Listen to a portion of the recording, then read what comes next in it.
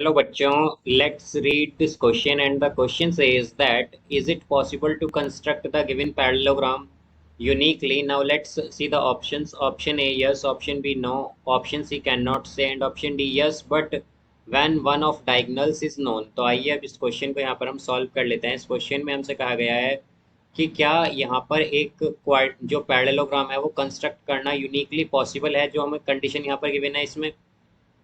तो यहाँ पर हम की कॉन्सेप्ट यूज करेंगे, की कॉन्सेप्ट दैट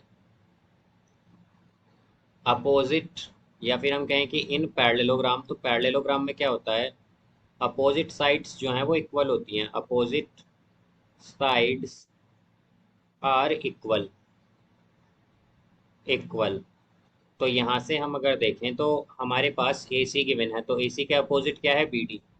तो हम कह सकते हैं कि ए सी और बी डी इक्वल होंगी, ए सी और बी डी दोनों इक्वल होंगी। दोनों की लेंथ क्या हो जाएगी यहाँ पर हमारे पास, 3 सेंटीमीटर, 3 सेंटीमीटर। इसी तरह अगर हम देखें तो हमारे पास जो ए बी है इसके अपोजिट है सी डी, ए बी के अपोजिट है सी डी। तो ये दोनों इक्वल होंगे और इनकी लेंथ क्या हो जाएगी हमारे पास यहाँ पर, 4 सेंटीमीटर।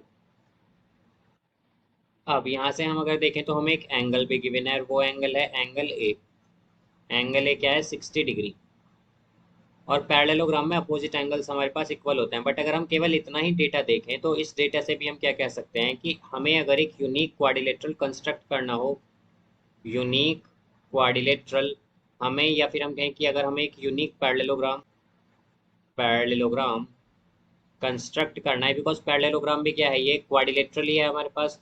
तो अगर हमें एक यूनिक पैरेललोग्राम या फिर हम कहें कि एक यूनिक क्वाड्रिलेटरल कंस्ट्रक्ट करना है तो उसके लिए हमें एटलीस्ट 5 मेजरमेंट चाहिए होते हैं, एटलीस्ट 5 मेजरमेंट चाहिए होते हैं क्वाड्रिलेटरल के। तो यहाँ पर हम अगर हम देखें तो इस क्वेश्चन में हमारे पास चार तो हमें बेसिकली साइड गिवन ही है, because A C B D A B C D ये सब हमें यहाँ पर गिवन है, देख सकते हैं हम। और एक एंगल भी गिवन है। तो हम क्या कह सकते हैं कि यहाँ पर हमें 5 मेजरमेंट गिवन है। तो हम जो क्वाड्रिलेटरल ड्रॉ करेंगे या जो पैरेललोग्राम हमें यहाँ पर हम ड्रॉ कंस्ट्रक्ट करेंगे वो क्या होगा, एक यूनिक पैरेललोग्राम होगा। तो हम क्या कह सकते हैं कि हमारे पास ये जो पैरेललोग्राम बनेगा इस कंडीशन में वो एक यूनिक पैरेललोग्राम होगा। तो यानी कि ये जो हमारे पास फिगर गिवन है ये क्या है, ये एक यूनिक पैरेललोग्राम की ही फिगर है हमारे पास, या हम कह सकते हैं कि एक यूनिक पैरेललोग्राम ही है हमारे पास। तो हमारे पास ये जो स्टेट हम कहें कि जो फिगर गिवन है पैरेललोग्राम की, ये क्या है, एक यूनिक पैरेललोग्राम की फिगर है। तो ये कंडीशन क्या हो जाती है हमारे पास, ट्रू। तो हम क्या कहेंगे कि ऑप्शन ए जो है इसका आंसर हो जाएगा, यानी कि yes. So I hope you understood it well. Best of luck, thank you.